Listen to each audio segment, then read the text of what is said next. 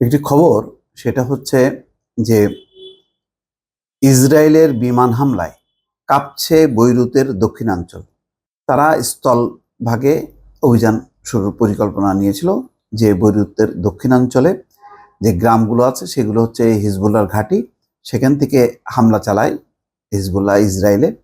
সুতরাং সেই ঘাঁটিগুলো তারা ধ্বংস করবে। এখন সেই অভিযান চালাতে যে তারা অনেকটা মুখ থুবড়ে পড়ছে, কোনোভাবে এগোতে পারছে না। পাহাড়ি উঁচু নিচু পথ, যে পথগুলো তাদের একেবারে অজানা অচেনা, এবং শুধু তাই না, কোনো কোনো জায়গায় ফাঁদের মধ্যে পড়েছে। তারা ঢুকে যাওয়ার পর চতুর্দিক থেকে হিজবুল্লাহ আক্রমণ করেছে, ক্ষেপণাস্ত্র হামলা করেছে, তাদের ট্যাঙ্ক গুড়িয়ে গিয়েছে, তাদের জীবনও ধ্বংস হয়ে গেছে। অনেক, প্রায় 20-25 জন মারা গেছে। এক ধরনের ফাঁদের মধ্যে পড়ছে, তারা এগোতেও পারছে না, পিছাতেও পারছে না।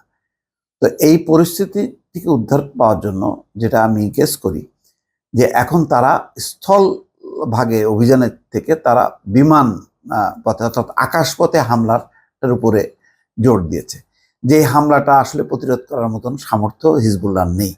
হিজবুল্লাহর পাল্টা এমন কোনো ক্ষেপণাস্ত্র নেই যে সেই বিমানগুলো ভূপাতিত করবে বা পাল্টা বিমান হামলা চালাবে আকাশপথে।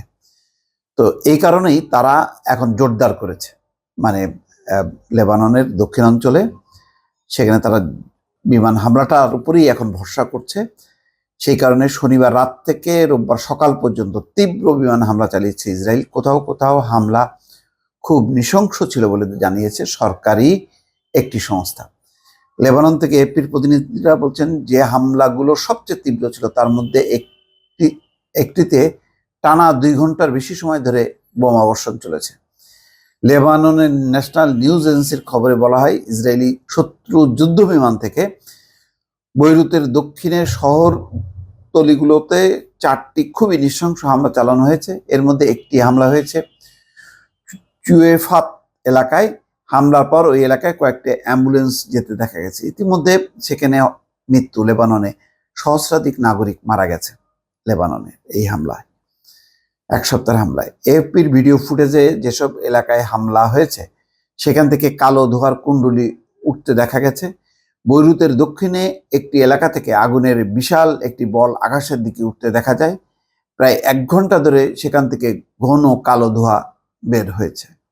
এএফপির একজন প্রতিনিধি বৈরুতের দক্ষিণের শহরতলির কাছের এলাকা সাবরাতে সড়কে বহু মানুষকে দেখেছেন। তারা প্রাণ বাঁচাতে পালিয়ে যাচ্ছেন। তাদের কেউ মোটর সাইকেলে, কেউ বা পায়ে হেঁটে চলেছেন, সঙ্গে কয়েকটি ব্যাগে অল্প কিছু জিনিস। তাদের পেছনে বিস্ফোরণের শব্দ। চিন্তা করেন, একটা জনপদে যেভাবে হামলা করছে, পিছনে মানে শব্দ হচ্ছে বিস্ফোরণ শব্দ, আর সামনে তারা দৌড়াচ্ছে, পালাচ্ছে জীবন ভয়ে। এনএন এর প্রতিবেদনে আরো বলা হয়, ইসরায়েলের হামলার কারণে বৈরুতে লেবাননের একমাত্র বিমানবন্দরের কার্যক্রম ব্যাহত হচ্ছে। যেসব এলাকায় ইসরায়েল হামলা চালাচ্ছে সেই সব এলাকার আকাশ দিয়ে উড়োজাহাজ চলাচল বন্ধ রয়েছে।